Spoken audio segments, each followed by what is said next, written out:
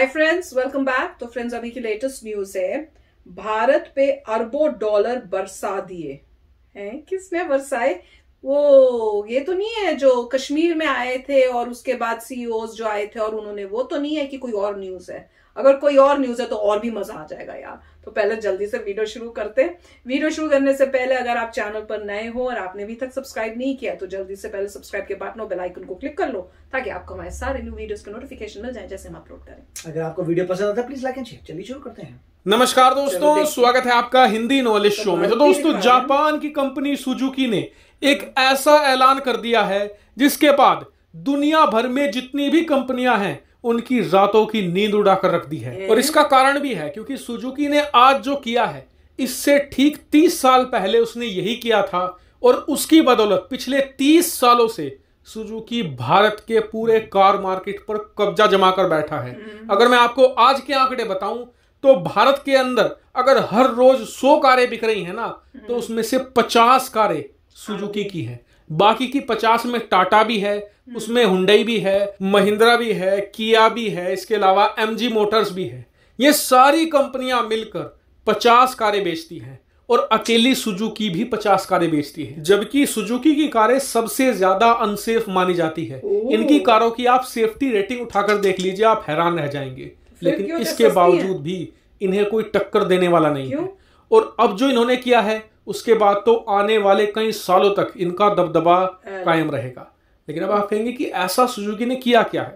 पहले मैं आपको 1991 वाली इनकी कहानी बताता हूं। 1991 से पहले भारत में कुछ खास कारें बना नहीं करती थी। जो बनती भी थी वो बहुत ही ज्यादा महंगी हुआ करती थी, हर कोई उसे अफोर्ड नहीं कर सकता था। लेकिन 1991 में लिबरलाइजेशन की पॉलिसी आई। इसके साथ सरकार ने जो मारुति कंपनी थी उसकी 50% हिस्सेदारी जापान की कंपनी सुजुकी को बेच दी। सुजुकी ने भारत के अंदर कार बनाना शुरू किया और बहुत ही बड़े लेवल पर बनाना शुरू किया। साथ ही कारों की कीमतें काफी कम कर दी। इसी वजह से सुजुकी आम आदमी तक पहुंच पाई और भारतीय जो कंपनियां थी उनकी कीमतें बहुत ज्यादा हाई रहती थी। वो बड़ी कारें बनाती थी पॉलिटिशियन के लिए, बिजनेसमैन के लिए। और इसी वजह से जो मारुति है वो घर घर पहुंच गई और उसने पूरा कंपटीशन डिस्ट्रॉय करके रख दिया। और आज एक बार फिर से सुजुकी वही करने जा रहा है। आप सभी लोग जानते हैं कि आने वाला समय इलेक्ट्रिक कार मार्केट का है। इसी बात को देखते हुए सुजुकी ने ऐलान यह किया है कि वो भारत में 10,000 करोड़ से भी ज्यादा का निवेश करने वाले हैं। और इन 10,000 करोड़ रुपए से भारत में बड़े बड़े प्लांट लगाए जाएंगे, बड़े बड़ी फैक्ट्रियां लगाई जाएंगी। किसके लिए? भारत के अंदर ही इलेक्ट्रिक कार बनाने के लिए, बैटरियां बनाने के लिए। और सुजुकी का एम यह है कि जिस तरीके से 1991 में उन्होंने बहुत ही कम कीमतों पर कारें लाकर पूरा मार्केट कब्जा लिया था, ऐसा ही वो अब दोबारा इलेक्ट्रिक कार मार्केट के मामले में करेंगे। आधी कीमतों पर इलेक्ट्रिक कार लेकर आएंगे, घर घर तक पहुंचेंगे और पूरा कंपटीशन कब्जा लेंगे। और ऐसा करने में वो सक्षम हो सकते हैं। क्यों? क्योंकि उदाहरण के लिए जो भारत की कंपनी है टाटा, उसकी अगर आप इलेक्ट्रिक कार खरीदेंगे, उदाहरण के लिए नेक्सॉन है टाटा, वो 14 लाख से शुरू होती है। जी हाँ, सब्सिडी मिलने के बावजूद अगर आपको सुजुकी इसकी आधी कीमतों में इलेक्ट्रिक कार देने लग जाए तो आप मजबूरी में सुजुकी ही खरीदोगे, क्योंकि उसकी कीमत बहुत कम है।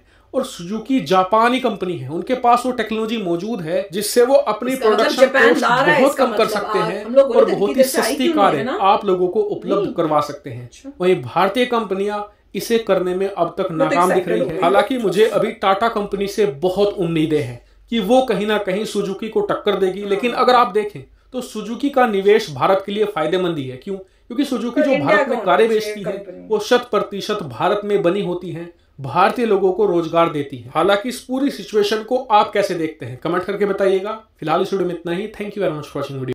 तो फ्रेंड्स, मैं तो बहुत ही एक्साइट होगी जैसे बोला ना कि इलेक्ट्रिक कार्स आ रही, मुझे लग रहा था बस धूम मचने वाली है। मुझे सच्ची में फील आई कि मैं तब से वेट करें कि कुछ आए तो सही। एक टेस्ला के अलावा कुछ दिखती ही नहीं है। तो जैसे ही ना मुझे लगता है कि, और हम लोगों को लग रहा था होंडा, 2 साल पहले से हमको लग रहा था कि होंडा भी अपनी कोई अच्छी सी इलेक्ट्रिक कार ले आएगी जिसका रेट भी अच्छा होगा और बहुत अच्छी होगी, पर कुछ नहीं आया। पर अब जैसे लग रहा है कि जापान अब इंडिया में कर रहा है, तो मेरे को लग रहा है शायद कोई टेक्नोलॉजी आ गई है, वहां पे बनाना शुरू करेंगे।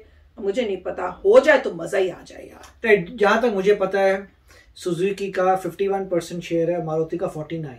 तो मतलब अल्टीमेटली सुजुकी के बाद ज्यादा पावर है मारुति सुजुकी में, राइट।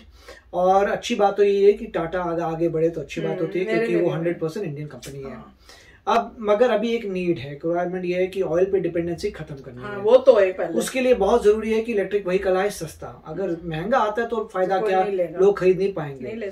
अगर सुजुकी वाकई रेवोल्यूशन करती है और को लेके आती है व्हीकल जो इंडियन स्टैंडर्ड्स को पास करता है और सस्ता होता है, इलेक्ट्रिक व्हीकल लेके आते हैं, तो बहुत अच्छी बात हो जाएगी। अब सुजुकी ने कोशिश की काफी यूएस में आने की, वो फेल हो गए, नहीं आ पाए, क्योंकि ये जिस टाइप की वो कारें बनाते थे वो यहाँ के कंज्यूमर्स को नहीं पसंद थी। वो कह भी तो रहे ना सेफ्टी वाइज, ये जो है सेफ्टी वाइज, और उनकी गाड़ियां मोस्टली छोटी थी इन कंपैरिजन में जितनी यहाँ यूएस के लोग चलाते। बड़ी गाड़ियां हैं, वो छोटी गाड़ियां। अब तो यहाँ भी छोटी धीरे धीरे थोड़ी छोटी, मगर मोस्टली पहले तो सब बड़ी लेते थे। हाँ, अभी भी मतलब काफी हद तक अभी बड़ी है पर। और दूसरा ये है कि अभी तक टेस्ला से कोई कम्पीट नहीं कर पाया प्राइस पॉइंट पे और साइज पे। आपको देखना पड़ेगा, आप टेस्ला का पहले साइज देखिए, फिर उसकी देखिए कितनी दूर जाती है और कितनी प्राइस है। बहुत महंगी है, नो डाउट, मगर उसको कोई बीट नहीं कर पा रहा। कि कोई कहे मैं उतने ही साइज की गाड़ी लेके आता हूं, उतनी हॉर्स पावर की लेके आता हूं, उतनी दूर जाएगी मगर सस्ती होगी, नहीं आएंगे। अगर वो आ जाए तो लोग उसमें भाग ले लेंगे, भैया बिंदास हो गई। मगर अभी तक ऐसा कोई आ नहीं पा रहा, क्योंकि वो कहते हैं कि इवेंचुअली जो भी टेक्नोलॉजी काफी कॉस्टली होती है, बैटरी की काफी कॉस्टली पड़ जाता है। तो अगर सुजुकी वाकई बना सकता है एक अच्छी गाड़ी जो बहुत ही बढ़िया चले और ईवी हो, तो बहुत ही मेरे ख्याल से जीत जाएंगे। क्यों जीतेंगे? क्योंकि इंडिया तो चाहता है कि ऑयल से छुटकारा मिले, और इंडिया को जरूरत भी है, विद पॉपुलेशन, इतनी पॉपुलेशन है। और अगर इलेक्ट्रिक कार्स पॉपुलर हो जाती हैं तो पोल्यूशन भी खत्म हो जाएगा। ठीक है, कंपटीशन भी आएगा। उसका टाटा को, महिंद्रा को भी कोशिश करनी पड़ेगी कि अभी वो रिसर्च कर रहे होंगे, कोई ऐसी कंपनी नहीं है जो रिसर्च नहीं कर रही। प्रॉब्लम ये नहीं है बनाना, प्रॉब्लम ये है कि सस्ती बनाना। हर कोई बना सकता है, इशू सस्ती बनाना और लॉन्ग टर्म प्रोडक्शन। इशू ये भी था कि प्रोडक्शन के लिए जो कंपोनेंट्स चाहिए थे वो लोगों के पास नहीं थे। जितनी तादाद में आपको बैटरी चाहिए होती है वो उसकी तो प्रॉब्लम पार्ट्स की आ रही थी। सभी जितनी भी कंपनी से कहती है भैया बनाने को तो कोई प्रॉब्लम नहीं है, मगर इशू है कि लार्ज स्केल पे बनाने में प्रॉब्लम आती है कि आप कहाँ पे बैटरियां लाएंगे, और बैटरियां सस्ती भी पड़नी चाहिए, मेंटेनेंस भी होनी चाहिए। उन चीजों में प्रॉब्लम्स आ रही हैं। बट जैसे जमाना आगे बढ़ रहा है तो मेरे ख्याल से बहुत अच्छा होगा, और हो भी सकता है, क्योंकि देखिए उसमें एक रिसर्च इन्वॉल्व था कि अगर आप किसी और मटेरियल से बैटरी बना सकते हैं तो अच्छा हो जाएगा। लिथियम आयन की अगर बनती है, मैक्सिमम अगर बनती है लिथियम आयन की, तो लिथियम आयन ऐसा नहीं है जो रेडिली अवेलेबल है इंडिया में या पूरे वर्ल्ड में। काफी कम जगहों पे लिथियम आयन अवेलेबल है। तो इसीलिए इंडिया को, हमने एक वीडियो में किया था पहले, इंडिया को एक टेक्नोलॉजी ऐसी देखनी पड़ेगी जहां पे हम बैटरी किसी और चीज की बना सकें जो रेडली मटेरियल इंडिया में अवेलेबल हो, फिर आगे होगा। मगर फिर भी अगर ईवी किसी भी तरीके से आती है, उसकी सेफ्टी रेटिंग अच्छी होती है, सक्सेसफुल हो जाती है, तो एक डिपेंडेंसी ऑन ऑयल जो खत्म होगी उसका बहुत बड़ा डिफरेंस पड़ जाएगा। बहुत मजा आ जाएगी, जल्दी हो जाएगा, इन्वायरमेंट भी साफ हो जाएगा, पॉल्यूशन का पंगा भी खत्म हो जाएगा। जो इतना इंडिया दिल्ली का कितना सुनते हैं, आधी प्रॉब्लम तो वहीं खत्म हो जाएगी। तो भैया मजेदार था, मैं तो एक्साइटेड हो गई, मेरे को तो लगा बस हो गया, आ गई। मेरे को तो न्यूज सुन के यही लगा है, पर जल्दी हो जाए मजा ही आ जाएगा। तो चलो फ्रेंड्स, चलते हैं, मिलेंगे नेक्स्ट वीडियो में बहुत ही जल्द। Till then take care and bye bye. तो अगर आप मेरे इस चैनल पे नए हो तो जल्दी से सब्सक्राइब के बटन को हिट करो और बेल आइकन को क्लिक करो, ताकि आपको मेरा जब नया वीडियो मैं लगाऊं आपको उसके बारे में जल्दी से पता चल जाए।